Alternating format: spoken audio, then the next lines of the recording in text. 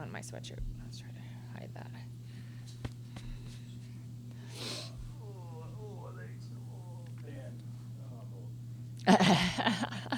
Now, is this the week that you guys are busy? We have a busy week ahead. Yeah, this is the makeup. We have our regular scheduled matches versus Chico and Stanislaus, and from there we play our makeup matches versus Sonoma and San Francisco. And you guys will play Friday, Saturday, Sunday, Monday. Friday, Saturday, Sunday, Monday. Yeah. Come on. I know. It's really tough to try to make up matches, with the distance and everything and the timing of it because it's down to the end here. So it's either go back and forth, play some midweek matches and miss more class, or just do them back to back to back to back. I'm all for the missing class. Yeah, the girls need to be at home. They need to be in school, finishing up the semester strong in the classroom. So yeah, we're gonna go Friday, Saturday, Sunday, Monday this week. We go Chico, San Francisco, Sonoma in that order. So it'll be a bit of a challenge, but Yeah. we're all right. Well, first off, you never know what's going to happen in the scheduling, and this week having to play 4 matches, 4 days, 4 different cities. Have you ever experienced anything like this? Oh no, we have never experienced anything like this before. We have played multiple matches in less days, and we do that early in the year when we're rested and we're playing in the preseason tournaments. But it's all in one location, and we're sleeping in the same hotel night after night. But this is something that we have never experienced, having to play 4 matches and travel, to a new city, new hotel every day. It's a bit of a daunting task, but we're up for it. We'll go down there and do the best we possibly can, give the best effort we possibly can. I can see how you can prepare for Friday night's opponent. Yeah. But how do you prepare for the Saturday, Sunday, Monday? Well, it's in the back of my head a little bit, but ultimately it's just going to be a game day preparation. We've played all these teams before. We have all these teams on film, so we can at least talk about the day, the day of the match will be the day that we could talk about the team that we're playing that particular night. But yeah, it's a different challenge as far as going into the weekend. Yesterday in practice, I began speaking a little bit about the Sonoma setter for a second and realizing we don't play them. That's our 4th match of the weekend. We're not worried about her yet. But anyway, yeah, it's different, but we'll go into it ready to go. And then from the coaching standpoint, just each game, each match, obviously you want to win all these matches, but do you coach it in any different way? Let's hope that you don't get down early. Is it a coaching where you say, okay, save this person for the next game, or how will you handle it? No, I think we'll coach.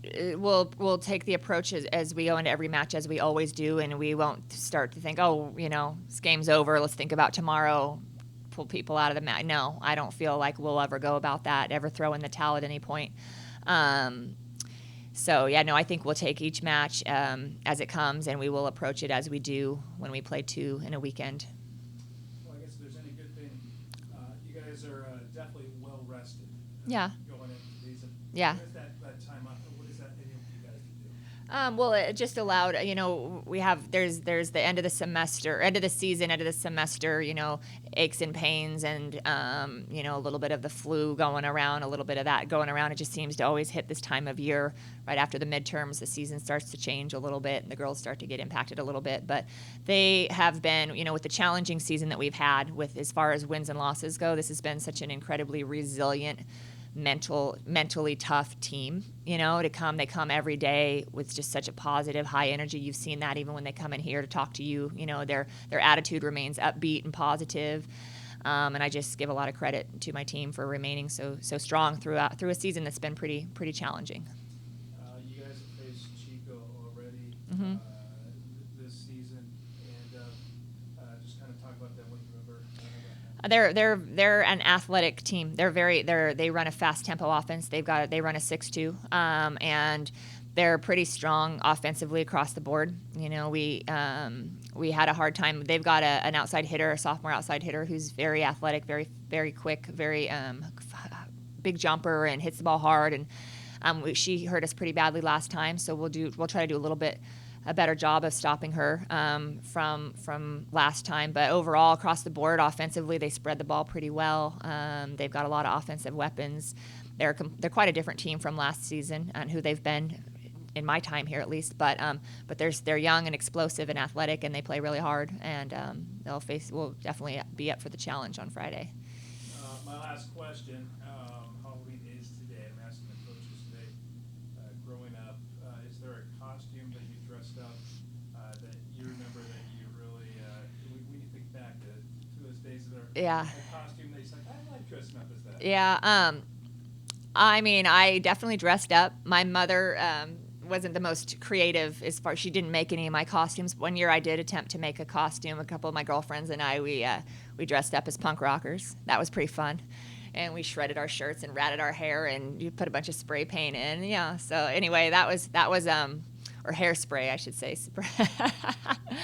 One of my athletes is over here. She's dressed. She freaked me out when she walked into my office today with her arm in a sling, but apparently she's Aaron Rodgers, the current state of Aaron Rodgers. But yeah, I mean, dressing up, I remember dressing up as a punk rocker as a kid. That was a good time. But yeah, Halloween's always really fun.